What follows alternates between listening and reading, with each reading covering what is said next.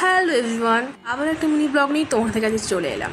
বিয়ের পর প্রথমবার পাড়াতে জন্মদিন বাড়ি নেমন্তন্ন ছিল। পাড়ার মধ্যে তো দেখো আমি এখানে রেডি হয়ে নিয়েছি, শাড়ি পরেছি আমি তো। প্রথম নেমন্তন্ন বাড়ি তো আমি একটা সিম্পলের মধ্যে একটা শাড়ি পরে নিয়েছি। আর তারপরে দেখো আমি চলে এসেছি।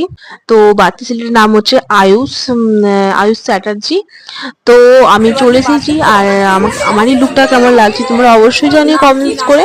আর এখানে আমি অল্প কিছু খেয়ে নিয়েছি, ওই পকোড়া খেয়েছি আর কফি খেয়েছি, আমি সেরকম ফুচকা খাইনি। আর তোমাদেরকে দেখিয়ে দিলাম এই বাচ্চাটা দেখো।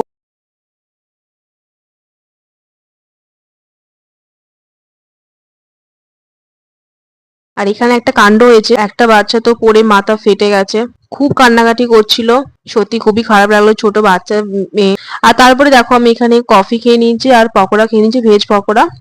তারপরে চলে গেলাম খাবার টেবিলে। খাবার টেবিলে খুব সিম্পল মেনু করেছিল, তোমাদেরকে দেখিয়ে দিলাম মেনুটা কি কি